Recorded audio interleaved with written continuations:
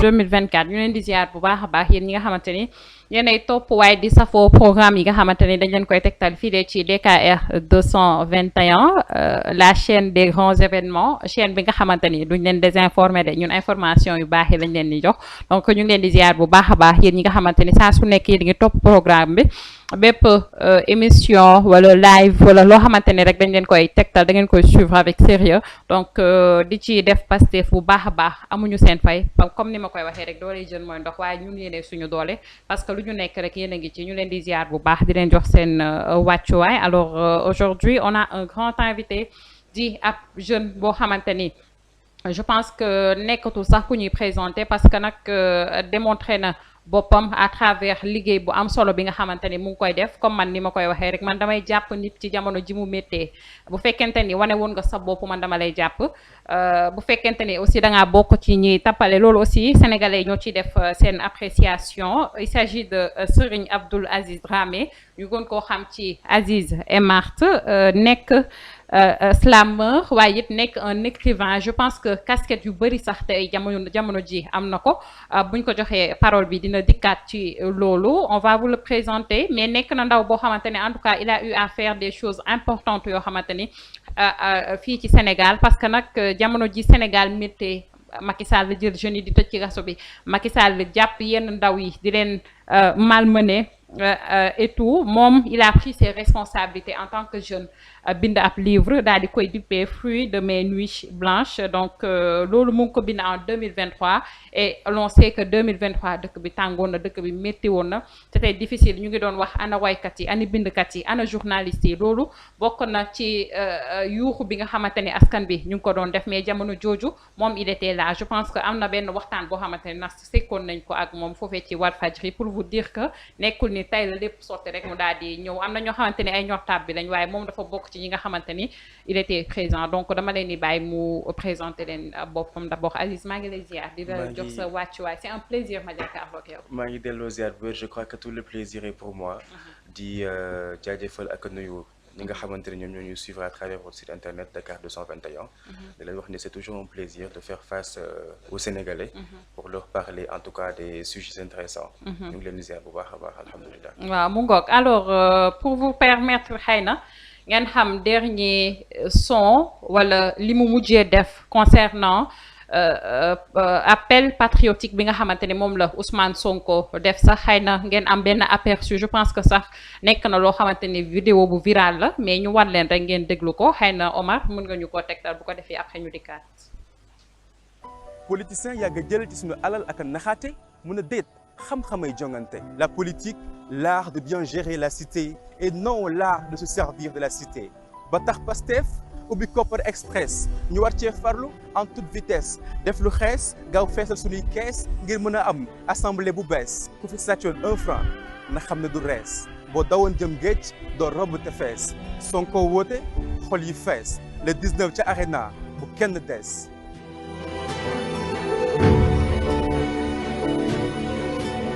Le système est à tuer pièce par pièce.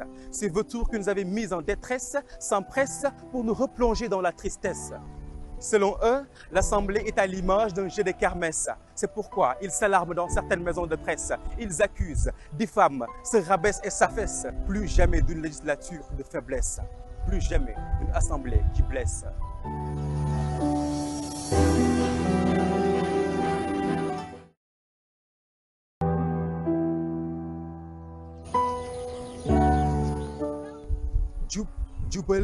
alors Aziz gis nañ tey li nga xamante ni moom lañ doon déglu nekk benn son boo xamante ni bëri na sens bëri na tey jàngat boo xamante ni mën nañ ko ci jëlee qu'est-ce qui t'a motivé ba nga yëkkati kàddu yu ni mel def ko benn slam.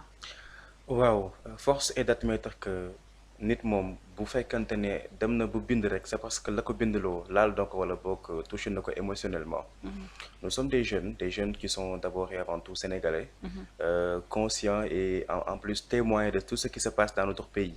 Je crois que nous sommes témoins oculaires ci manifestation yi fi yàgg am les événements de mars ci en tout cas situation yu métti yi nga xamante ne ci Sénégal nekkoon. dara waralu ko woon nag lu dul un président boo xamante ne dem na ba perte sa fonction présidentielle. tax muy def naka su dul noonu.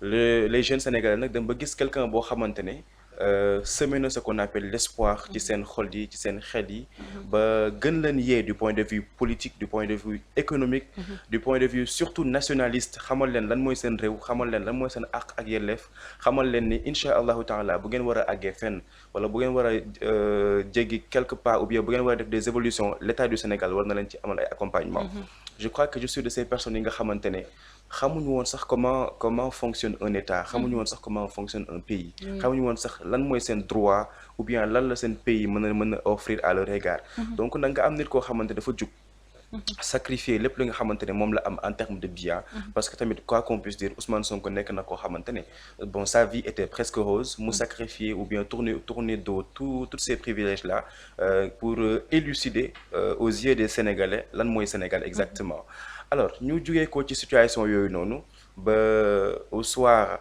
donc des élections présidentielles de mars passé ñu am un nouveau Sénégal donc quelques mois après ñuy remarquer que il y a des gens qui se lèvent un bon jour pour critiquer ce gouvernement-là et là on s'est levé pour dire non non pourquoi parce qu'il faut du temps non pourquoi parce qu'on se doit d'être patient non pourquoi parce que un président ne peut pas gâcher notre pays pendant 12 ans am benn régime bu bees ñëw di ko mën a tabax ci 6 mois c'est tout à fait impossible bu loolu weesoo nag ñun moom ku ñu xam ni je crois que c'est le sang patriotique qui coule dans nos veines ba ñu yàggee bind du tey ba ñu yàggee jël sunu micro di wax du tey ba ñu yàggee addu ngir xeex en tout cas étant toute satirique li nga xamante ne moom le gouvernement précédent doon def du tey li waral nag ma publier cette vidéo qu'on vient de voir je crois que yow la pourquoi parce que d'emblée j'avais publié une vidéo boo xamante ne juste après le référentiel la cérémonie de programmation justement de présentation de ce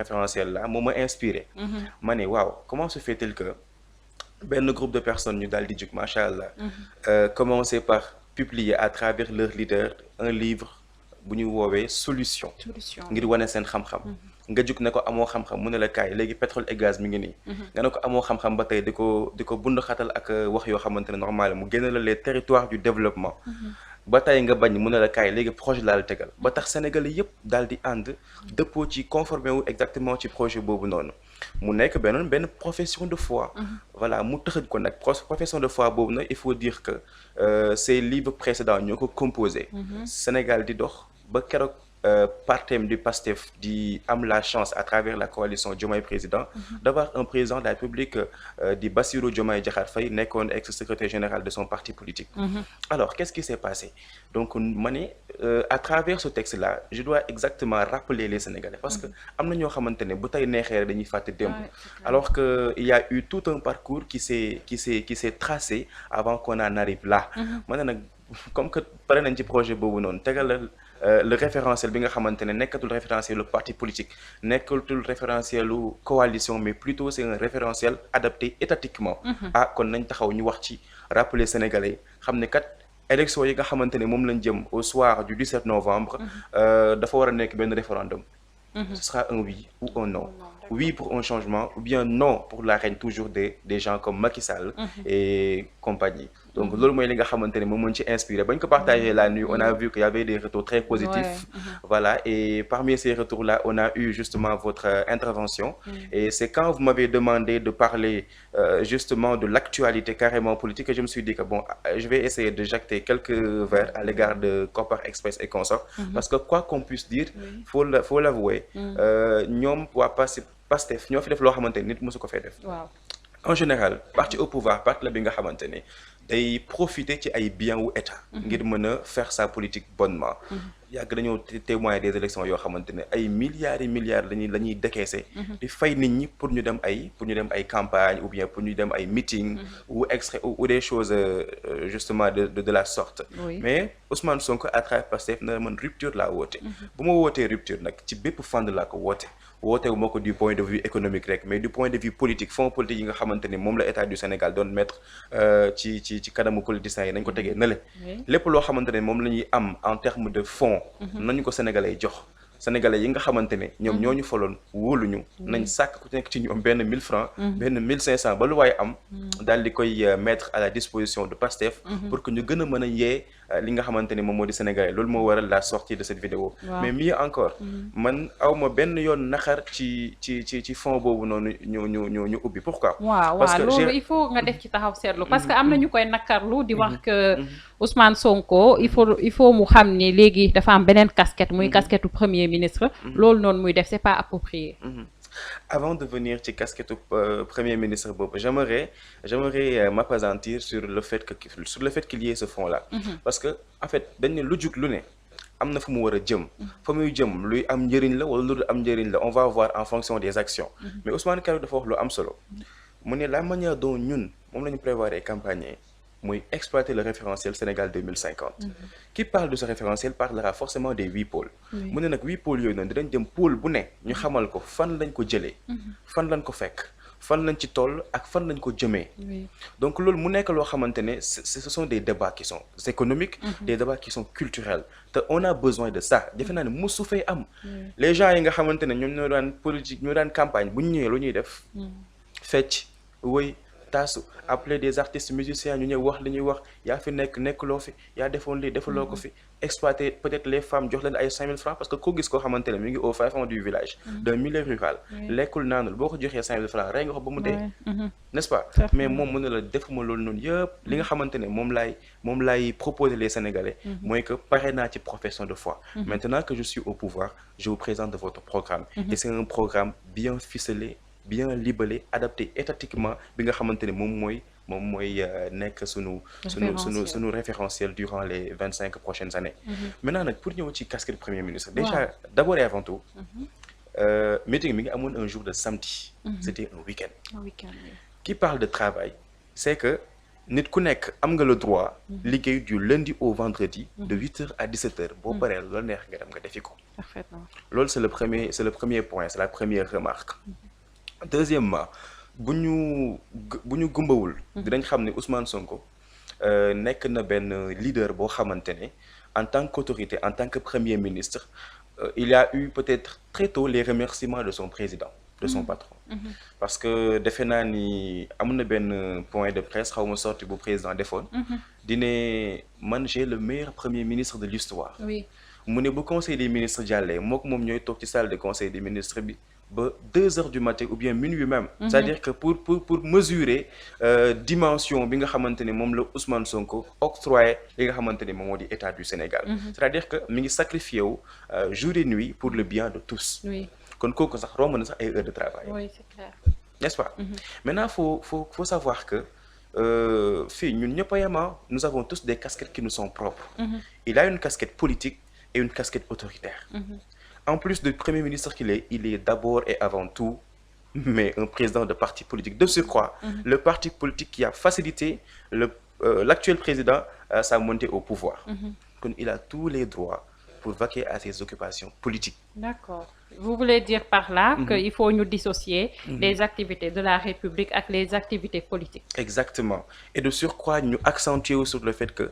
événement mi ngi amoon un week-end mais week-end il est libre bu ko neexee bu mu liggéey week-end bu fekkoon man xam nga kañ laa doon d'accord ci ñiy critiquer loolu kañ laa leen doon jox xaw a boobu jox boobu tuuti mu amoon un jour de vendredi wala mercredi wala lundi mu xamante ne war a dem toogi bureau di politique mais defu ko mais et puis Aziz man j'étais là-bas samedi parce que dañuy wax journaliste maa fekkee da ciy baax donc j'étais sur les lieux pour xool mais gisuma benn maanaam cortège boo xamante ni premier ministre moo ko ouais c'est important ci loolu noonu te ñoom aussi ils pouvaient peut-être jël ci xaalisu seeni caisse wala fonds yi ñu am sans pour autant kenn yëg ko mais ils ont voulu que gars yi participer patriotiquement donc accent boobu aussi il faut nga def ci taxaw seet waaw ma appesantir ci li nga mujjee wax moom loolu moom je crois que ñëpp moom la picc yi sax ñu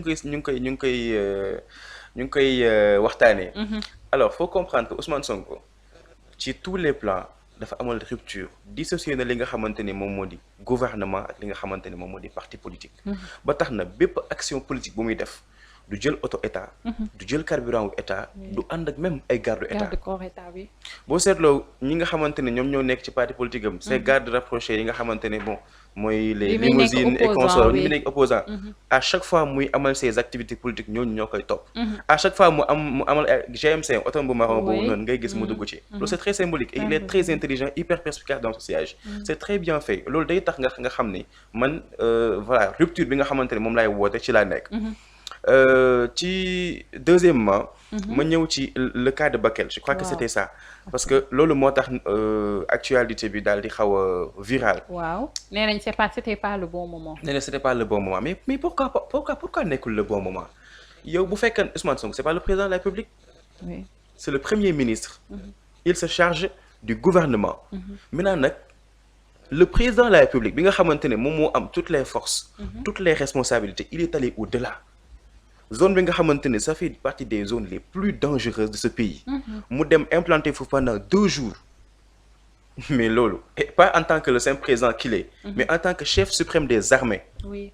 loolu mbir la boo xamante ne c'est une chose qu'il ne faut surtout pas négliger Oui. il est parti ak benn enveloppe bu am solo une enveloppe de 8 milliards mais 8 milliards c'est pas 8 millions c'est pas 800 000 francs soyons peut-être assez logiques dans ce que nous développons le président quand il est parti qu'est-ce qu'il a fait il a déployé presque tous les moyens de l'État l'armée est partie installer des hôpitaux fictifs pour permettre à ces populations de Bakel li nga xamante ne ñu ngi profiter de l'occasion pour di leen masawu ci li nga xamante ne moom moo leen dal mais mënoon na gën a ñaaw bu fekkee ne le gouvernement précédent moo fi nekkoon ndax du leen faale parce que des gens ont longtemps souffert des situations de la sorte sans avoir un seul centime des moyens de l'État mais président de la République tey jii encore une fois firndeel na bëgg-bëgg bi nga xamante ne moom la am ci Sénégalais yi ko fal firndeel na bëgg-bëgg bi nga xamante ne moom la am ci Sénégal gu jub Sénégal gu ñuy jubal ak a jubanti donc loolu moom je crois que c'est une chose boo xamante ne il faut même pas di ci attardé wu képp ku koy jàppee wax rek c'est parce que da nga manqué élément d'opposition mais mieux encore qu'est-ce qui s'est passé on a remarqué que jour dimanche hier le premier ministre il a travaillé il est allé à la primature convoqué benn conseil interministériel pour faire le bilan parler davantage ci li nga xamante ne moom la état déployé ci fële nga xamante ne moom moo di Bakel donc loolu je crois que c'est largement suffisant et voilà képp koo xamante ne da nga jug ne da ngay dem pour jàppale la population de Bakel jàpp naa ne boo demee da ngay yokk xar mi karaw rek wala boog nga dem am d'autres visées outre que justement aider la population de Bakel ou environ. est-ce que dañu bëgg a politiser xëy na souffrance bi nga xamante ne moom la waa Bakel di dund on peut peut-être même évoquer le cas de Bougane Gueye Dany qui a été arrêté à Bakel ginnaaw bi mu defee benn convoi ngir dem nee na dimbali waa Bakel. waaw loolu mën na ko tuddee lu dul quelqu'un qui essaie de se faire du bruit bu fekkente ne da nga wër par tous les moyens mënoo atteindre la personne bi la soxal muy la personne d'Ousmane Sonko ngay jéem a xool noo defee benn populisme essayer peut-être de créer du bruit voilà te faire un nom loolu ça ne passe pas et c'est très dangereux ce qu'il a fait Bougane Gueye Dany et compagnie pourquoi may wax loolu parce que en fait foo xamante ne le président de la République mi ngi fa de sorte que ñu c'est une zone qui est dangereuse zone boo xamante ne mi ngi sous surveillance militaire loo fay def yow liste bi nga xam ne fa nga bokk sax jiitewuloo ko mais nee nañ dañ doon dimbali ci waa Bakel mais loolu mooy dimbali waa Bakel yow bu fekkante ne état def na li mu war def yëpp yow loo fay def état bu fekkee def na li mu war def yëpp mais élan de solidarité mën na jóge si ku nekk xam nga même ci boobu Olof Njaay da naan balaa ngaa laax jaay da ngay laax nga lekk bu fekkente ne maa ngi yow dañoo ànd di xeex dara kon yaay man maay yow n'est-ce pas waaw Ousmane Bougane Gueye Dany ba muy dem ku ma àndal Anta Babacar Ngom ak kan borom jooy yi Pape Djibril Fall ak kii Thierno Bocoum Pape Djibril bàyyi na jooy lii voilà dama koy tooñ rek d'accord léegi nañu accentué wu ci Anta Babacar Ngom waaw Sedima gis ngeen école bi mu jàkkaarloo mais usine bi mi ngi koy polluer comme pas possible ba pare mu ne école boo xamante ne day subir des inondations yu doy waar des salles de classe yoo xamante ne kenn xamul la mu doon aux alentours des routes bitumées balaa ngaa laax jaay kay laaxal nga lekk responsabilité sociétale d'entreprise dafa war a intervenir mais c'est ça léegi nag bu fekkee da nga nekk nit koo xamante ne au delà au-delà de ce simple citoyen que tu es nee nga yow da ngay liggéey voilà pour sa dëkk et consort ba pare nga da ngay dem nga jàppale ay yu nekk Bakel mais balaa ngaa yegg Bakel kay bul génn Sébikotane taxawal fi nga taxaw nga régler la situation de sédiment d'abord. Ouais, parfaitement. kon ça veut dire que bu fekkante ne négligé na loolu mu dem avec seen compagnie boobu y compris Bougane dem na dañuy dimbali ñeneen. C'est parce que seen visée nekk na leneen lu dul dimbali ñooñu. Dañuy politique. Ils sont partis pour des choses purement politiques. Ok. te au-delà de l'aspect politique sax xam nga dafa am loo xam dafa dangereux. Sénégal dafa am fu mu jugee. demoon nañu benn moment bi nga xamante ne kenn sañul woon wax. kenn sañul woon génn ku ne sa fit baa ngi tëf tëfi. je prends le cas mon propre cas. Ouais, man moom danga ma jaaxal. Comment tu as fait pour écrire ça en 2023? xam nga 2023 j'ai dit. c'était en mars 2023 de surcroît. donc loolu mbir la boo xamante ne je me dis que lu nu war la. et qui visite nos réseaux nos contenus saura clairement que ñun caaxaanuñu. et que c'est pas les personnes qui nous intéressent xam nga Frank Roosevelt day wax ne les esprits grands parlent des idées, les esprits moyens parlent des faits et les esprits faibles parlent des personnes. Nous ne parlons pas des personnes parce que Ousmane Sonko ne nous a pas vendu sa personnalité mais plutôt son idéologie qu'on a pu tous admirer et être conformiste mu nekk un projet boo xam ne ñëpp ciy gis seen bopp. Donc loolu nag gis bi nga xamante ne moom lañ ci am moo tax mu jaral ñu lu ne. moo tax mu jaroon ay ndaw ñu génn di sacrifier wu di xeex ngir le recul du précédent gouvernement. moo waraloon ñu bind ce livre bi moo waral ñu def des déclarations yi nga xamante ne c'était carrément politique mais ñu accentuer ko sur des arguments qui sont solides. mais amoo ci ay intimi loo si jot a dund des intimidations par exemple ñun journaliste bu ñu la doon wax li ñu doon dund. c'est vrai parce que c'était grave mais vous xam naa ni c'était pas facile aussi. faut l'avouer parce que déjà fa mu njëkk a commencé mooy sama yaay bi ma jur parce que bon moi j'habitais seul à l'époque à Dakar et maintenant maman à chaque fois qu'elle m'appelait au téléphone génnal ci yooyu ngay nekk nangam ak nangam et consort mais damay gëm li ma gëm rek xam li ma xam daal di ci kii sama yaay nag moo nit koo xam ne lu ma sant ma dama koy daal di def bu fekkente ne tere na ma loolu ma insister ci rek c'est parce que am na loo xamante ne moom laa ci séntu woon te tey ji yaakaar naa ñu ngi gis vraiment de meilleurs jours maintenant li ci gën a métti nag mooy que à l'époque ndeysaan à la RTS surtout il y avait des journalistes xëy na nekkatuñ fa sax yoo xam ni dañu doon envoyer parfois des messages parce que man dama nekk nit koo xamante ne bon j'ai beaucoup d'amis qui sont journalistes qui sont dans le cercle public dans le milieu médiatique et consorts. Maintenant à l'époque j'en recevais vraiment des menaces nangam ak nangam mais yooyu moom wax dëgg yàlla à vrai dire rek wax dëgg yàlla mosuma see am loo xamante ne moom laa ci kii parce que d'abord et avant tout ñun ay jullit lañ quoi ba pare dañoo jaar ci daara ji ba pare am ay waajur yi nga xamante ne nous faisons partie vraiment d'une très bonne famille et d'une très grande famille aussi donc loolu c'est voilà ce qui fait notre force ba tax na bu ñu amee bu fekkee dañu war a tiir rek yaakaar naa ni bu boobaa moom day ñaaw quoi te bésu dee moom bu jotee ku deewul rek da ngay yaakaar ne doo góor quoi mais li nga xamante ne moom lu c'était juste benn parenthèse faut comprendre que la situation à Bakel c'est une catastrophe naturelle loo xam ne état mënu ci dara bu ñu toogee fi ñu toog nii mu daal di taw bi jàpp studio bi yëpp mais luñ ci mën da ngay dem ci président nga ne ko yow taw bi yaa ko def mais évidemment non de la même manière nag débordement de fleuve boobu c'est quelque chose qui est carrément naturel nous connaissons des pays partout dans le monde yi nga xamante ne dañuy suivre des situations yu gën a grave des éruptions volcaniques luñ ci mën est-ce que dañuy jug ne état bi la mais Sénégal fii ñu ngi am président boo xam ne ngi doog a jug gouvernement précédemment annoncé nañ que ni dañoo trouver un pays en ruine avec une situation financière gigantesque bu doy waar bu kenn xamul nu mu mel purement négatif. Maintenant qu'est-ce qui s'est passé malgré toute cette situation là ñoom ñu essayer de déployer benn enveloppe de 8 milliards pour aller soutenir donc ces populations yi nga xamante ne ñoom la catastrophe naturelle boobu dal kon bu ñu gis nga ces politiques là li nga xamante ne moom la ñu waroon def mooy jug ne bravo monsieur le président bravo à votre gouvernement pour l'ensemble des efforts que vous avez eu à déployer vous n'avez ménagé aucun effort pour la réussite justement de cette activité qui consiste à encadrer à aider et à rassurer ces populations yi nga xamante ne ñoom la jiyee foofu donc je crois que loolu laa ci amoon comme lu am solo la parce que nag comme ni ma ko doon waxee tout à l'heure ñun en journalisme te yow sax xam naa ni yaa ma ko war a gën a xam parce que communicant nga en journalisme dañuy jàngal benn matière bu tudd communication politique dañ lay wax moment bi nga war a waxee na nga war a waxee li ngay sol bi nga war a wax am packaging boo xamante ni moom la war a àndal donc vous en tant que communicant est-ce que yaakaar nga ni opposition bi nii ñuy doxee rawatina Bougane Gueye Dany mi nga xam ne moom nee na Sonko rek lay topp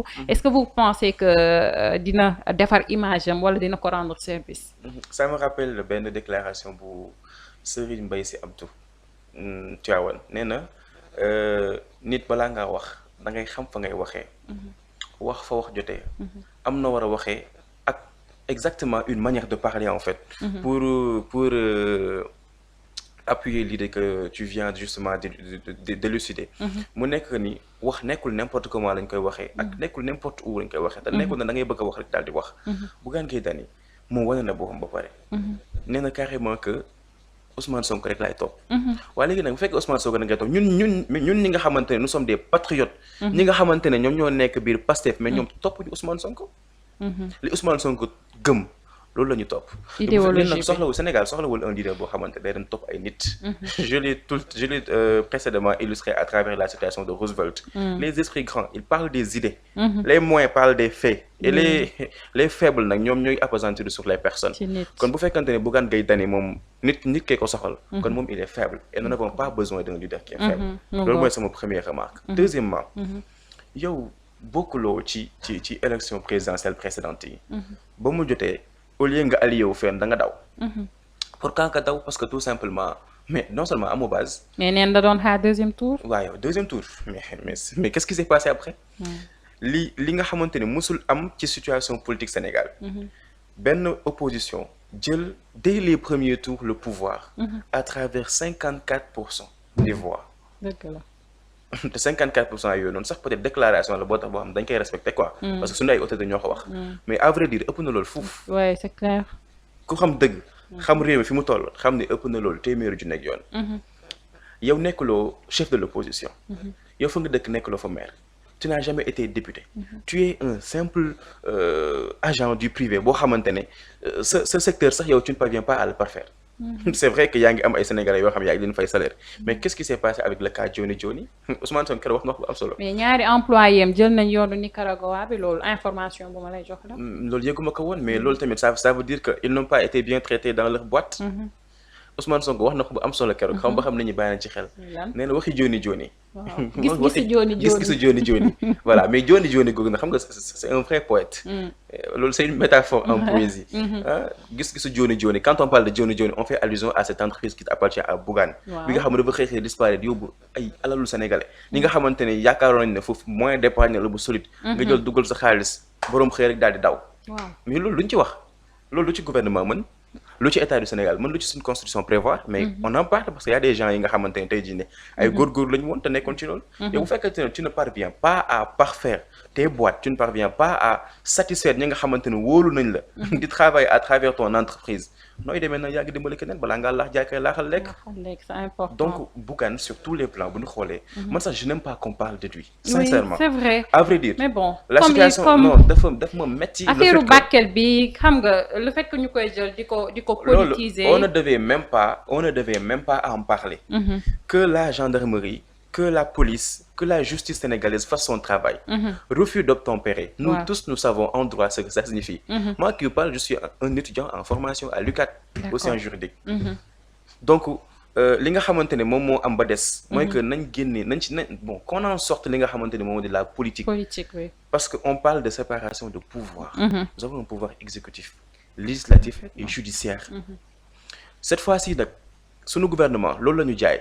séparation des pouvoirs nga la waaye à travers cette séparation des pouvoirs là nañu xool refus d'obtempérer ki ko def 6 mois jëpp xaw ma nan la mu war a tëdd na ko dem mu tëdd ko wax ci képp ki nga xamante ne moo war a payer les pots cassés mu ne ñun yéene wuñ kenn prison parce que nous sommes des Sénégalais yi nga xamante ne nous avons nos réalités qui nous sont propres mais bu fekkee dafa am ñi nga xam dañoo jug pour déstabiliser la situation sociale du pays non il faut les enlever aller les nettoyer et ensuite les réintégrer socialement donc loolu la ñu soxla quoi et qu'on arrête vraiment cette discussion parce que mooy loolu quoi ça ne crée que des rumeurs qui sont négatives te dama am lu ma métti su ma gisee à la Sen TV pendant ces 48 dernières heures ñuy monter des images qui datent de très longtemps. waaw ñu naan di ci dugal des instruments des instrumentales yi nga xamante ne ça suscite la tristesse benn manipulation émotionnelle. Qui connaît un Sénégalais c'est saura clairement que les Sénégalais sont émotifs.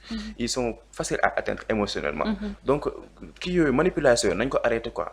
Parce que Pastef nekkul loolu la fi doon def ba mu nekk au pouvoir. ba mu nekk au pouvoir li mu doon wane moo doon exactement ce qui se passait.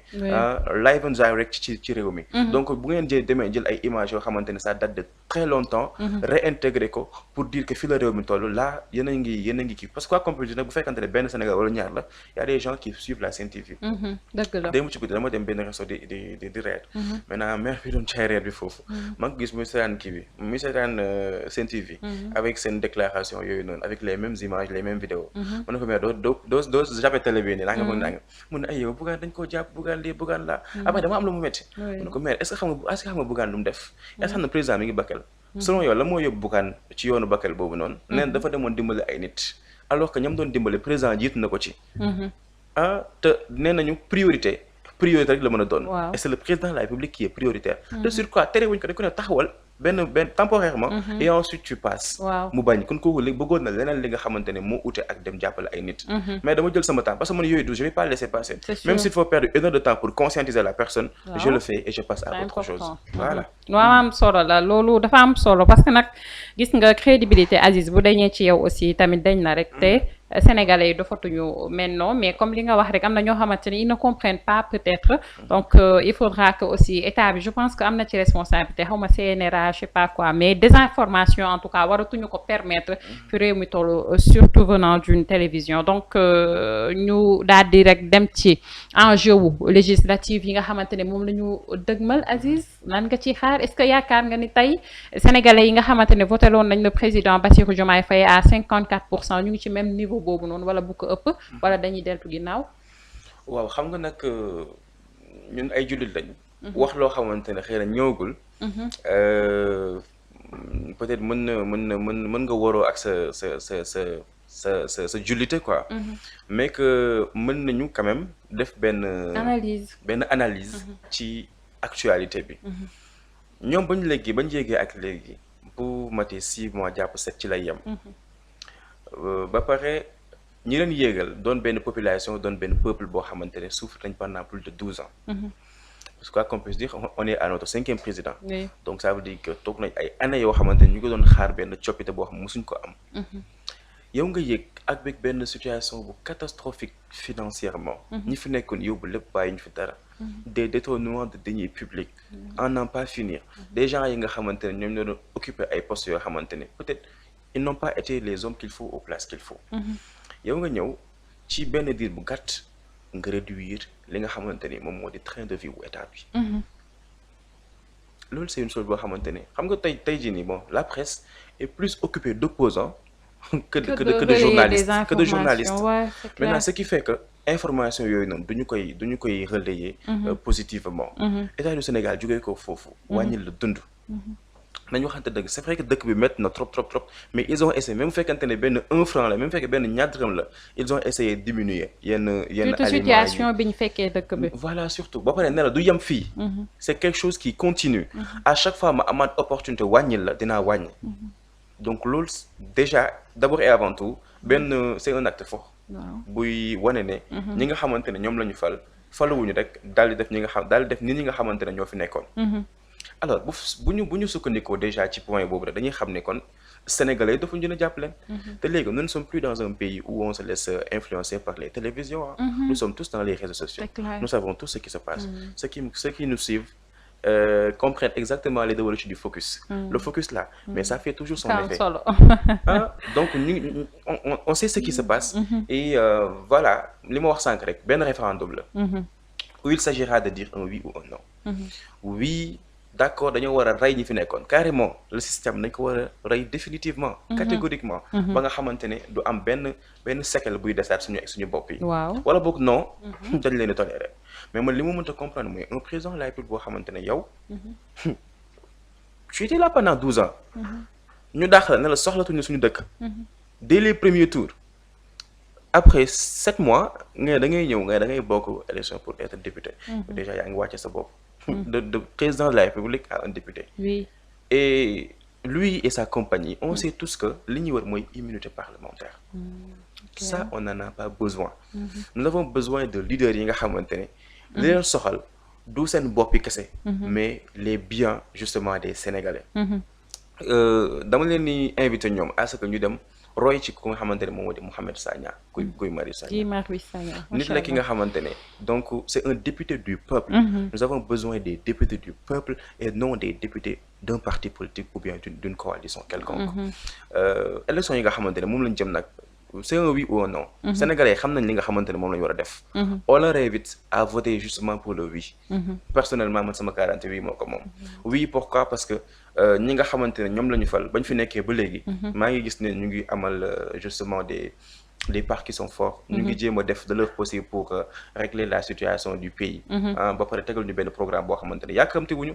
parce que xam nañ ne yàkkamti moom li ci topp mooy yàqu la kese. te li gën a am solo mooy ñu xam ni que dafa am ay normes ay lois yi nga xamante ne pour ñu amal ko ci dëkk bi faaw mu jaar par Assemblée nationale. Forcément. Nous sommes dans une démocratie. bu ñu demee Assemblée nationale nag ci la député yi daal di taxaw pour dire que d'accord nañ ne li nga xamante ne moom moo di loi d'amnistie bi dañ koy abrogé ou bien dañ koy négliger.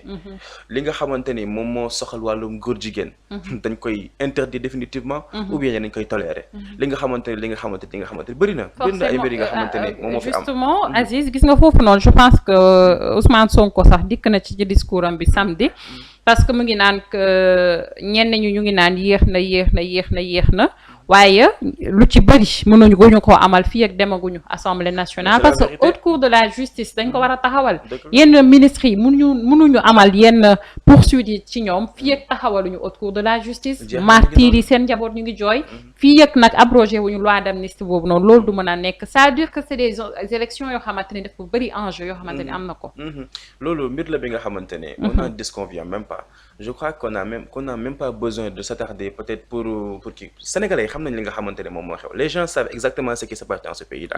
Des gens sont morts, ont sacrifié leur vie. Pourquoi? Juste pour la montée au pouvoir d'un parti politique. Parce que ñooñu lañu wóolu ñooñu lañu jàpp ne tey jii nii ñoom ñoo mën a parfaire ce pays-là.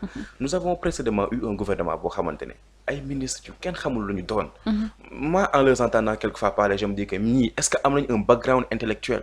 Parce que yenn yi éthique nanguwu ko déontologie nanguwu ko. Donc kay jii nag ñooñu faaw ñu payer leur pot cassé. Faaw ñu payer les pots cassés. Être un simple fonctionnaire et être un milliardaire facilement ça c'est quelque chose boo xamante ne c'est anormal lu ñu war a xool la. Sénégal dëkk la bi nga xamante ne parfois on a comme l'impression que Dakar rek la yam. La preuve les images yi nga xamante ni moom lañu gis au niveau de Bakel et environ montrent sans équivoque que voilà dëkk bi comme c'est un village. doo amul benn inéquité y a rien et on appelle à une délocalisation. On appelle à un arrangement justement de ce pays-là. Et pour cela faaw ñu accorder l'actuel gouvernement une assemblée nationale boo xamante ne dañ ci am majorité absolue. Cette majorité-là permettra justement ñu xoolaat sunu loi yi. xoolaat naka la ñuy toppee ñeneen ñi mais mieux encore xoolaat naka la ñuy xeexee indiscipline ci réew mi. Parce que c'est pas normal benn simple citoyen. boo xamante ne yow nee nañ la ce président de la République mooy jàll bërëb sangam nga ne déedéet damay jàll par force. dites-leur que Bougane sera à Bakel mais loolu c'est pas normal. un homme de tenue c'est un homme de tenue après tout. Maintenant nag c'est indiscipline boobu ñu gis ci dëkk bi nii. mbir la boo xamante itam war nañoo trouver des lois beaucoup plus fortes. beaucoup plus rigoureuses prêtes à tout faire justement pour les combattre. ba nga xamante ne indiscipline day jeex ci dëkk bi. donc yooyu daal mbir la yi nga xamante ne faut pas les négliger. ci loolu loi yi man yaakaar naa ne war nañu dem ba criminaliser détournement de deniers publics. Surtout. C'est pas parce que sàcc nga gokki nga que dañ la war a bàyyi nga ñibbi sa kër. bu ñu demee bay criminaliser vol de bétail. détournement de deniers publics man je me dis que moo ko gën a grave. xam nga Ousmane Sonko ak son ministre de l'économie docteur Abdourahmane Sarr. ñu ngi wax à chaque fois ne peut-être le secteur informel dañ la war a inviter à ce que ñu formaliser wu bu ko defee ñuy fay impôt ci niñ ko mënee voilà di ko amal saa su ne ndax loolu mooy li nga xamante ne moom mooy doole état mais Ousmane Sonko je lui dis quelque chose gis nga ñi nga xamante ne ñoom ñoo sàcc alalu askan wi wallahi wal kitaab bi buñ leen toppee ñoom ñu fay kenn par kenn bu leen neexee bu leen fay impôt pendant 1 an mais c'est la réalité je veux pas dire qu'on doit pas payer l'impôt mais c'est juste pour mesurer pour dire que sàcc gi ni fi mu dafa toll ëpp dafa ëpp exactement dafa ëpp et que ces personnes là dañ la war a topp dañoo war a fay ñoom ñëpp voilà te wuñu ne waruñoo fay rek yem ci dañu war a fay ba daal dem tëdd moo tax ma ne la dañ ko war a criminaliser parce que tey jii bu fekkante ne man benn simple Abdoul Aziz dama gis benn nit mu sàcc ay milliards après ñu félicité ko ci le fait que mu sàcc ay milliards man su ma xëyee damay sàcc bien sûr mais c'est tout le monde mais ça peut te tenter nga dem sàcc buñ la nee fayal après nga fay ñibbi waaw suñ la nee fayul tamit nga dem ak moom mais c'est ça voilà ak te xam nga am na ñoo xam ne loolu tam faaw ñu bàyyi ci xel y a des gens yi nga xam dañuy sàcc xaalis yóbbu ko seen paradis fiscaux yenn Suisse y a des gens yi nga xam dañuy sàcc xaalis dem fay nit ne ko kaay yaa sàcc dama nga tëddi ko loolu tamit problème la ok ces genre choses là waaw il faut en parler mi ngi mel ni yow nga nekkoon ci nguur gi man ma nekk sa booy nga sàcc lu war a toll benn 10 milliards laa la ma koy jox man ma dem laaxal la ko léegi bu ñu demee ba scandale am da ngay ñëw nga ne ma tel marché laa amoon diw laa ko jox léegi man su ma ñëwee j'avoue que man maa jëloon marché bi j'avoue que man maa sàcc après man ma dem tëdd pendant benn peine de 6 mois 1 an ñu génnee ma boo ko defee xaalis bi rees na loolu c'est pas normal te loolu dafa yàgg am ci suñu pays dafa yàgg am ci suñu société donc bés bu ñuy joyanti la situation juridique bés bu ñuy insérer de nouvelles lois bés bu ñuy waxtaan ci wax yu mel noonu nañu tenir en compte ces activités là parce que boo sàccee non fayal boo defee une erreur paye les pots cassés nit daal boo defee dara da nga koy assumer je crois que loolu mooy li nga xamante ne moom moo ci am et voilà lu ñëpp bokk moom boo ko bëggee yemale ci sa bopp waaw bu ko defee da ngay sonal sa bopp rek ndax gouvernement bi ma gis gouvernement la boo xamante ne voilà fawuñu en tout cas alors loolu day dikkaat rek ci importance wala enjeu yi nga xamante ni moom la élection yi am man moom jëluma ko ci lu léger non dama jàpp ne élection yu bëri enjeu la parce que man damaa bokk ci ñuy demander justice pour nos martyrs damaa bokk ci ñuy demander pourquoi des gens ont été emprisonnés injustement damaa bokk ci ñuy demander ñu gokki waaye boo gokkee ba pare ça veut pas dire que gokki nga rek dañ lay bàyyi nga ñibbi sa kër yéene wu ñu kenn kaso ñun ñëpp ay sénégalais lañ waaye nag yenn yi warta mën a nekk waruñu laa dénk xaalisu askan bi nga muuc suñu deret lekk suñu deret suñu xaalis ba pare dem toogi ji fay comme si xale bi naan ce n'est rien fait loolu je pense que c'est pas du tout normal mais ku ci nekk am nga ci responsabilité yenn ministre yenn DG et tout mais et Macky Sall dans tout ça est-ce que yow da ngaa bokk ci ñuy demander pour ñu daal di koy lancer benn mandat d'arrêt waaw xam nga nag un président boo nekkee président rek am nga benn immunité boo am parfois bu ñu topp suñu bëgg-bëgg suñu envie bay fàtte les lois et règlements mais haute trahison moom ku ne xam na li muy tekki waaye demee dafa nekk benn fourre-tout au Sénégal ouais c'est vrai mais xam nga loolu même boo demoon ba koy def du doon tey mais dafa am lu Olof Njaay di wax xam nga woykat moo koy wax Youssou Ndour mu ne nit ki lay wut jéem jotu la day xool ci ki nga gën a bëgg mu jaaree fa pour yàqal très bien Macky Sall daf ñoo yàgg a yàqal kon faaw ñu yàqal ko pour nga yàqal ko nag jaaral ñi nga xamante ne ñoom la gën a bëgg au premier boo créé benn haute cour de justice bu ko defee da nga jéem a supprimer tous ces ministres là bu ko defee moom intérieurement forcément il aura mal maintenant au fur et à mesure nag que loolu di am bu ko defee moom incha allah on saura quoi faire en fonction des lois yi nga xamante ne moom la ñuy mettre suñu constitution mais nii moom les sanctions sont très faibles de sorte que boo ko bëggee jàpp léegi mais moom li nga xam moom lay dund moo gën a métti yow foo doxantu partout dans le monde tu subis justement des déclarations yoo xamante ou bien des attaques yoo xamante jaru ko woon mais moom mi ngi def appel vidéo à partir de là où il est. Pourquoi il n'est pas venu par ici? Est-ce que yaakaar nga ne pourtant annoncé nañ retour am ñeel élection yi comme moom moo nekk tête de liste. Personnellement man njort rek laa def njort naa ni il ne viendra pas. D'accord. Je crois qu'il ne viendra pas. Pourquoi? Parce que tout simplement xam na li mu fi bàyyi woon en fait. xam na ban Sénégal la fi bàyyi. Macky Sall keroog ba muy def passation de service ak Diomaye mais ba muy génn pale ba rek la commencé dégg yuux fi. c'est vrai. toogaatu fa 24 heures génn réew mi. ndogoo fi weeru koor la woon. mais c'est ça. donc loolu mbir la boo xamante ne. mbir la bu ñu war a fàtte. Macky Sall Sénégal dootul Sénégalam. te mësta nekk Sénégalam. oui Macky Sall il a trop fait en mal. ci Sénégalais quoi man parfois on dit que les mots manquent à l'émotion. Quand je parle de lui je te jure que je perds tout mon vocabulaire. c'est vrai. juste pour mesurer. situation bu chaotique bi nga xamante ne moom la def ci suñu dëkk. kon kooku nag bu taxawee day ñëw ne day nekkaat un président de la République ou astafurlah un député astafurlah. ay ilaha illallah. nañ ci yàlla musal. ñaan ci yàlla musal donc loolu ce serait une très grande abomination. donc je crois que képp ki nga xamante ne ànd na ak Macky Sall. Sénégalais nañ jàpp ne kooku bëggul réew mi. waaw. ñi nga xamante ne ñoom ñoo fi nekk ils ont besoin d'une majorité. mais kon takku wàllu bi yow da nga jàpp ni. fas bi day lekk mbokk mi wala. kan moo ko jiite du. Macky Sall Barthélemy non ban ci. takku wàllu. mooy Macky Sall le PDS ak Karim noonu ñoom xanaa ñoo fi doon xeex. de Bakki Demba Ndiaye. Karim moo ne woon ça montre des choses yi nga xamante ne mais Karim ñoom ku ñu àndaloon. Diomaye président. oui Diomaye président mais qu'est-ce qui s'est passé? C'est parce qu'ils ont cru que une fois la montée au pouvoir de ce parti politique là. ñoom dinañ mën a gagner un poste ministériel. un poste de direction générale et cetera mais loolu. mais ñoom jaayuñu loolu. pàccoo lañ doon xaar. non pàccoo Sénégal Ousmane Sonko jaayuñu loolu. Pastef jaayuñu loolu.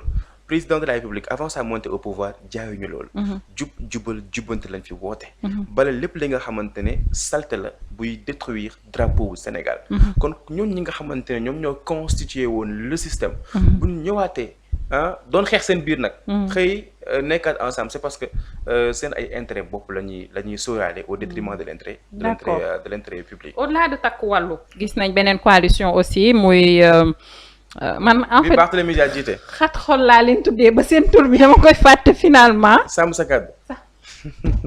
voilà sàmm sa kàddu ñoom Barthélémy Dias Bougane Gueye Dany entre autres. d'abord Bougane Gueye Dany ndeysaan bu xullee ba Anta Babacar Ngom raw ko seen liste boobu loolu rek déjà c'est une défaite. numéro 11 Anta bi nga xamante ne elle vient à peine de. mais Anta nag moo ko ëpp légitimité de parce que dem na présidentielle am na parrainage au moins. même si elle a eu des 0,00. d'accord. waaw nenam yooyu. waaw incha allah léegi Barthélémy Dias mi ko jiite. nañ waxtaan ci moom. waaw baat mairie lañ ko dégg. mairie bi nga xamante ne chaque année ñu votal ko 56 milliards de budget. def na fi 2 ans je crois. waaw je crois donc qu'il est à 112 milliards. 112 milliards qu'il nous montre lan la def ci 112 milliards yooyu. am solo la. na def loolu muy politique am muy campagne am du moins.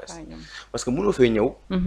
naan def nga fi ay pavé qu'est-ce extra ñëw taxaw ne voilà non ça ne se passe pas comme ça. récemment maa ngi suivre benn émission du porte-parole du gouvernement. Le ministre de la formation professionnelle Moustapha Ndiaye Sarré. il en parlait. mais nañ dem régler le cas de Bougane le cas de Barthélémy Dias ba noppi. nañu wan loolu fan la ko dugal. te na xam ne état bi parewul ci moom de. dañoo amagul jotom rek. élection yi bu passé dina wax li nga xamante ne moom lañ ko dénkoon. fan la ci toll parce que quoi qu'on peut dire mais Dakar mais c'est comme une présidence oui. Dakar dëkk la bi nga xamante ne du dëkk du ndaw. ça fait partie ci capital yi nga xamante ne ñoom ñoo gën a ngande ci àdduna bi. ñu dénk la ko kon war nañ romb yenn kii donc moom na dem régler cette situation ba pare. da bàyyi politique bi. d'accord bu loolu weesoo nag mënuma comprendre. moom Barth politiquement mu yéeg ci mairie de la ville de Dakar à travers Ousmane Sonko quoi qu'on puisse dire ba pare ëlbatikuwaat di xeex kooku. te nee na doomu ndeyam la woon rafetul am na yoo xam ne rafetul. non nee ma doomu ndeyam la sax mais géwalam la woon en même temps moo doon taxaw devant tout le monde fii di. waaw bojo seen bàyyi. bojo oui c'est vrai. on xëy yow léegi sa bàyyi jël la teg la ci kaw. mairie. nga xëy ne da nga koy wor mais ça ne se passe pas comme ça.